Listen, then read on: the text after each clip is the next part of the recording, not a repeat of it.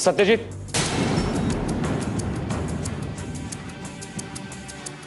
तू इथे काय करतोस? हा प्रश्न खरं तर मी तुला विचारायला हवा. मी तुला आमंत्रण नव्हतं दिलं माझ्या मागोमाग इथे येण्याचं. मी तुला घेऊन जायला आलो. माझं काम झालं की मी येईन, तू बाहेर जाऊन थांब. नाही सत्यजित, तू अजिबात असा काय करणार नाहीस.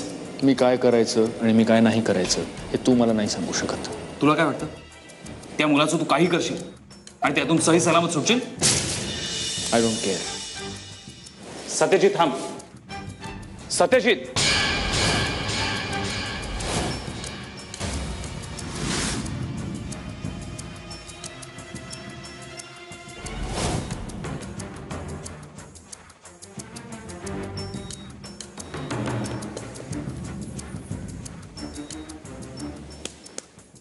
अशा झोपू दे.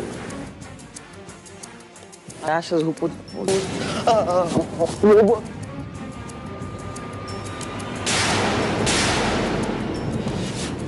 कुठे आहे तुझा मित्र आशिष? खरं सांग. खरंच पुण्याला गेलाय. सत्यजित चल. ही जागा कोणाची? माझ्या मामाचा गाळा आहे.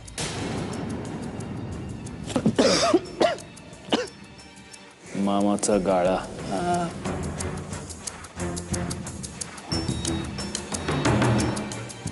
नाव काय तुझं? प्रकाश महादेव नखातेवाडी, मुक्काम पोस्ट रोगडी, तालुका जुन्नर, जिल्हा पुणे.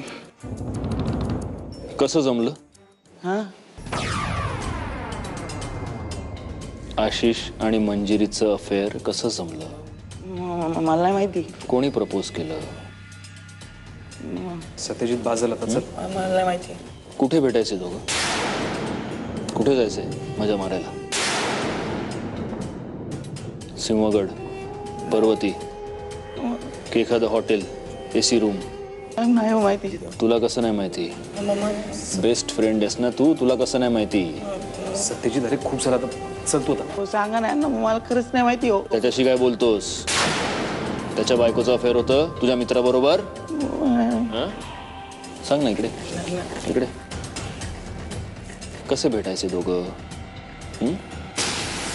मंजिरीच्या गाडीत. मग गाडी रस्त्याच्या कडेला आणि मग गाडीतच. बोल ना. काय सांगायची मंजिरी खरी? मैत्रिणीकडे अभ्यासाला जाते, मग तू तिला पिकअप करायचास कॉलेजच्या गेटवर आणि तू तिला घेऊन जायचास त्याच्याकडे. बस. अरे तुला जो हवा तो इथे नाहीये. तो काय सांगणार तो? चल चल. मला माहिती. हो, मला माहिती.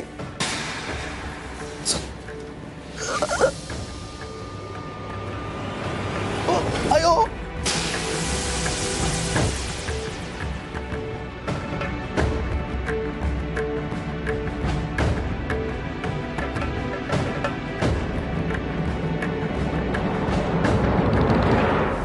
अरे जाम मोठा राडा झाला इकडं.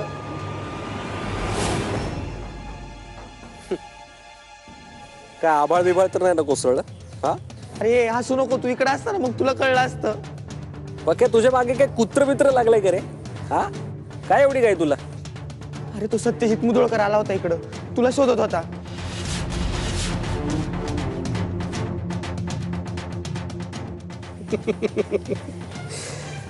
अरे शोधणारच. त्याच्या बायकोचा बॉयफ्रेंड आहे ना मी, शोधणारच तो. अरे अशा चेष्टेवारी घेऊ नको. मरणाचा तापला होता तो. त्याचा मित्र त्याला घेऊन जायला आला होता. त्याच्या बोलण्यावरून मला असं वाटतंय तो तुझी गेम टाकणार आहे बाबा. काय म्हणाला तो? अरे तुला विचारत होता. मग तू काय सांगितलंस? मी सांगितलं तू नाही इकडं. बरं झालं तू त्याच्या तावडीत नाही सापडलास. बर, अजून? आणखी काय आता म्हणजे? ए बाबा, तू पुण्यालाच थांब का.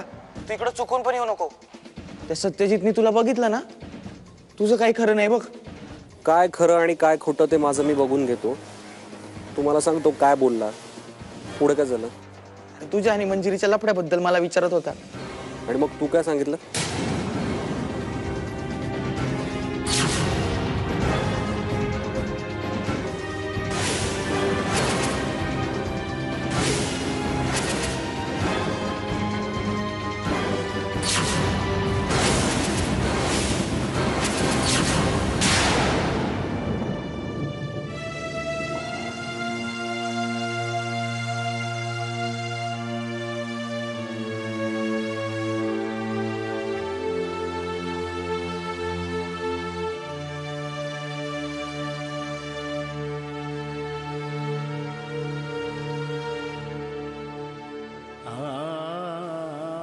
तुझ्या आईचं जाणं अनपेक्षित होतं. कधी वाटलं नव्हतं असं काही घडेल म्हणून.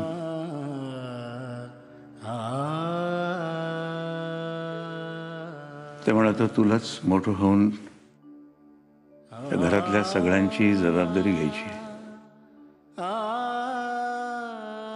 बाबा खरं सांगू, तुम्हाला राग येईल कदाचित, पण तुम्ही ताईशी जे वागलात ते चूक होतं ना बाबा. का? याने आईच्या आत्म्याला शांती मिळेल असं वाटतं. कदाचित तिची शेवटची इच्छा अपूर्ण राहिली असेल. तुला नाही कळणार यातलं. तू नको यात लक्ष घालू. बाबा तुम्ही आत्ताच म्हणालात ना की मी आता मोठी झाले. आता या घरची, इथल्या माणसांची जबाबदारी माझी आहे. बाबा तुम्ही चुकलात हे खरं आहे ना. मी चूक केली आणि तिने काय केलं?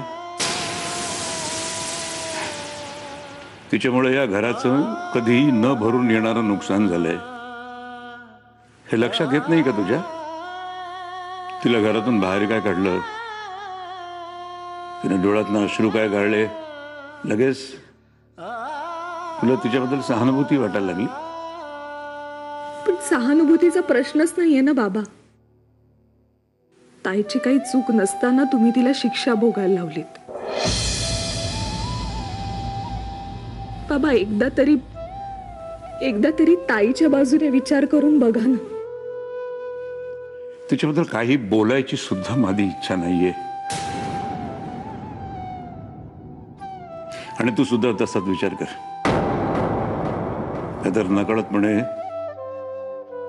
तिच्याच मार्गावर चालत जाशील तू.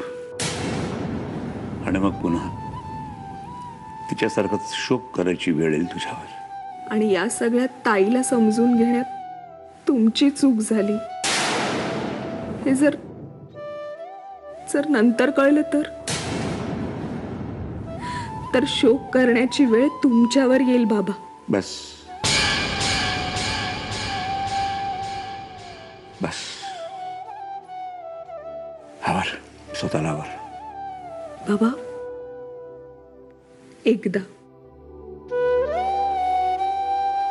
एकदा तुमची जागा बदलून तिच्या बाजूने विचार करून बघा.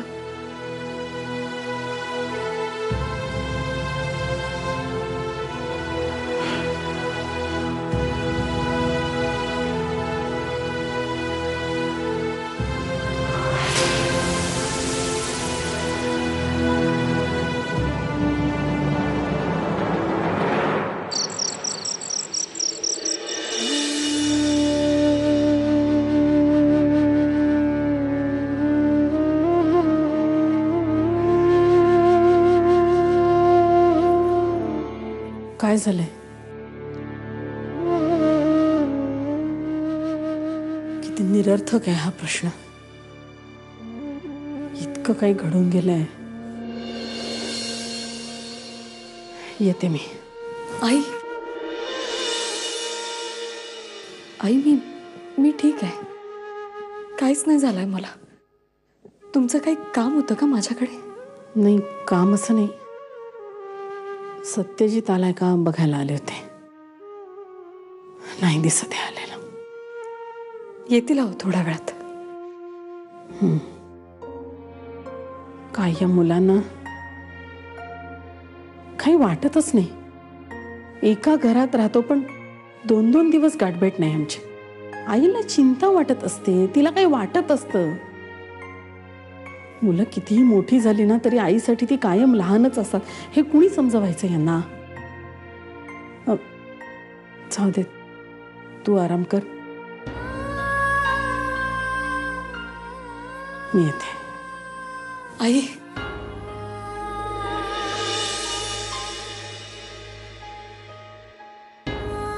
काय झालं?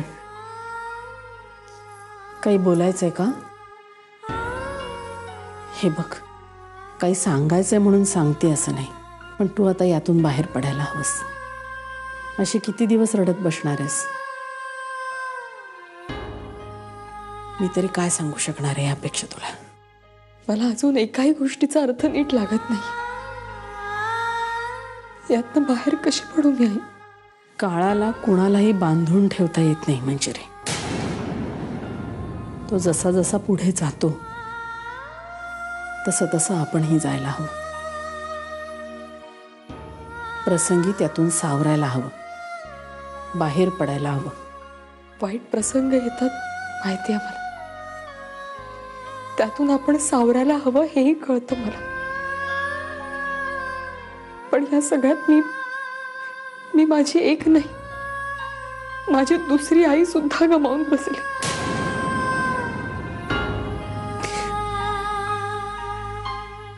खूप उशीर झालाय आता. उद्या बोलेन सत्यजीतची.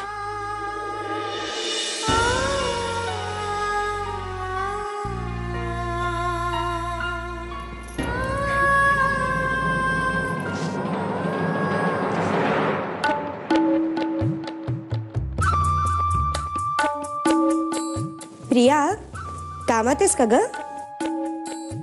का? तुझं काही काम होतं का? नाही ग, सहजच गप्पा मारायला आले होते. आताच मंजिरी वहिनीच्याही खोलीत जाऊन आले. हे सांगायला इथे आलेस? नाही ग, पण त्या जरा अपसेट वाटल्या. म्हणजे एरवी कशा हसत खेळत असायच्या ना, म्हणलं विचारावं काय झालंय. तुला माहिती नाही काय झालंय? तसंच काही नाही, पण आता एकाच घरात राहतोय म्हटल्यावर जरा काळजी वाटते ना. मंजिरीची आई गेली म्हटल्यावर तिचं असं अपसेट असणं स्वाभाविक आहे नाही का? बरोबर आहे, पण मला वाटलं आणखीन काही झालंय का ते विचारावं. आणखी काय? नाही म्हणजे आता तुम्हाला माहिती असेल सगळ्यांना, पण मी कालच आले ना घरात. मी कालच पाहिलं. काय पाहिलं? फोटो. मंजिरी वहिनीच्या खोलीत ना एका मुलाचा फोटो आहे. छान हसतायत, गळ्यात गळे घातलेत. काय? तिचा कझिन आहे तो. अच्छा, फारच जवळचा कझिन दिसतोय. नाही म्हणजे नाहीतर असा बेडरूम मध्ये भावाचा फोटो कोण लावेल ना? का? बेडरूम मध्ये भावाचा फोटो लावायचा नाही असा नियम आहे का? तुझा जर इतका जवळचा भाऊ असेल तर तू नाही असा फोटो काढत? अगं असं कुठे म्हणाले मी. मग आणखी काय? आ? आणखी काय बोलायचं होतं तुला? हा अगं असं काही स्पेसिफिक नाही. मी आपलं तुझी चौकशी करायला आले. कशी आहेस, काय करतेस सध्या, आणि कधीपासून राहतेस ग या घरात? इंटरव्ह्यू द्यायचा मूड नाहीये माझा. खूप कामं आहेत मला.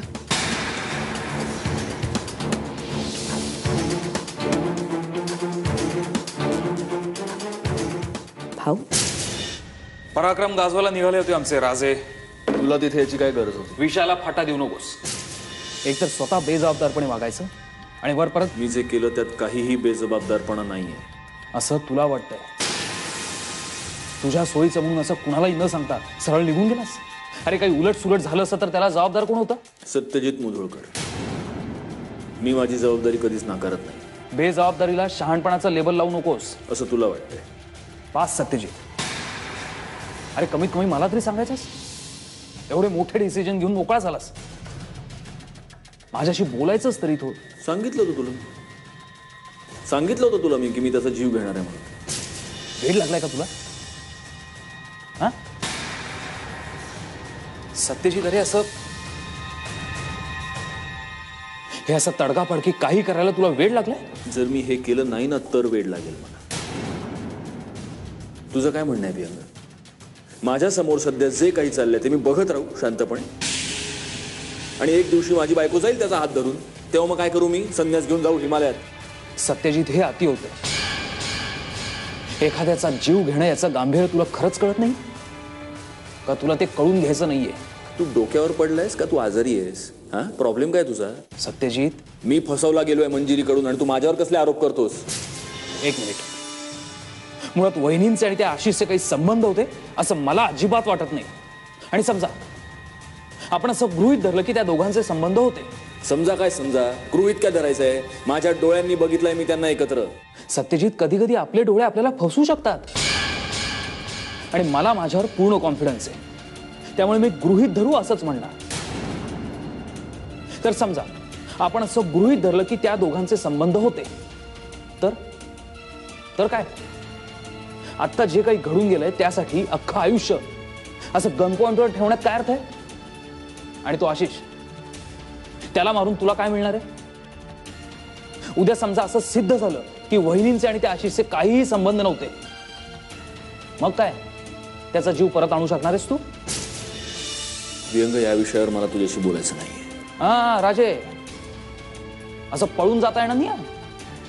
उत्तर तर तुला द्यावंच लागेल. जेव्हा तुझं लग्न होईल ना विहंग, तेव्हा याचं उत्तर तुझं तुला कळेल. ठीक आहे, मग मला कळू दे आणि आपण पुन्हा बोलू. पण सत्यजित, तोपर्यंत मला एक प्रॉमिस कर, तू असं वेडवाकडं काही करणार नाहीस. सत्यजित, पुन्हा? जेव्हा पीत नव्हतो तेव्हा आग्रह करायचास, आता पिऊ दे ना.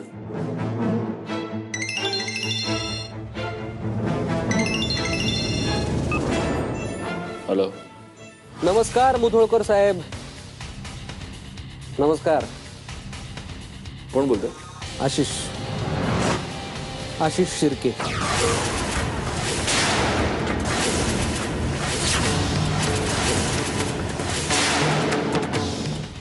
कोण बोलतोय? आशिष शिर्के.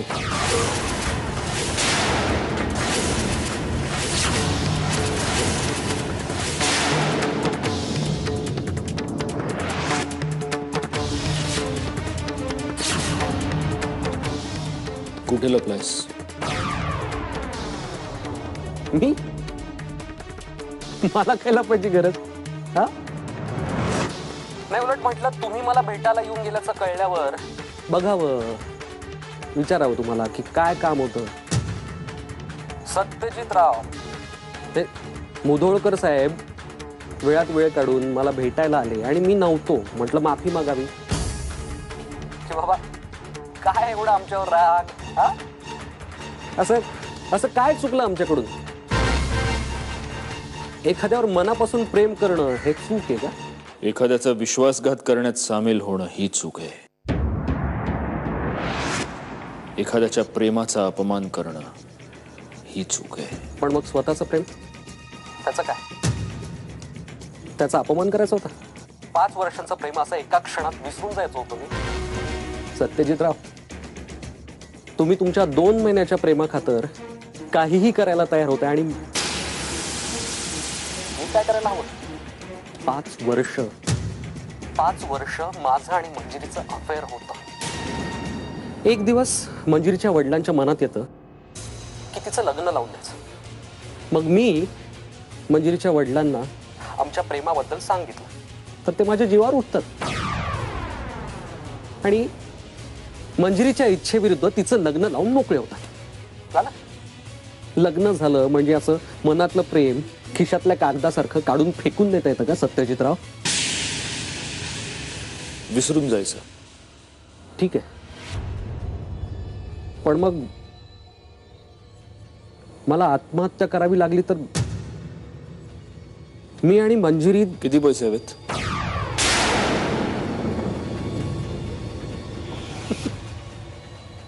आवडलं आपल्याला. थेट मुद्द्यालाच हात घातला. क्या बात आहे. तुम्हा समजदार लोकांचं ना हे एक बरं असतं, म्हणजे डील करायला जास्त वेळ नाही वाया जात. I like it. हे बघे, जास्त वेळ घालवू नकोस. आकडा सांग. 25 लाख. काय सत्यजितराव, तुमच्या प्रिय बायकोच्या भूतकाळाची ही किंमत? 50 लाख. सॉरी, मला ऐकू नाही आलं काही.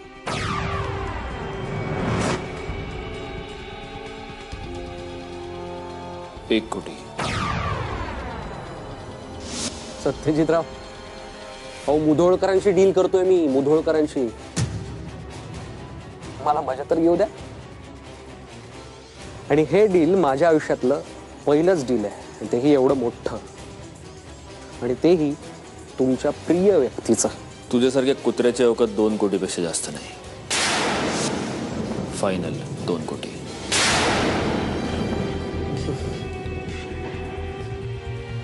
हा आकडा आधी बोलला असतात तर असा का वेळ वाचला असता ना आपला. हा, पैसे मिळतील, पण त्यानंतर मंजिरीला फोन करायचा नाही, SMS करायचा नाही. तिनं जर फोन केला तर त्याला उत्तर द्यायचं नाही. छे छे, अहो सत्यजितराव, मला काय वेळ लागलाय का? हे एवढे सगळे पैसे मिळाले म्हटल्यानंतर मी काय इथे थांबणार आहे मिसळ खात? मी जाणार निघून दूर देशात.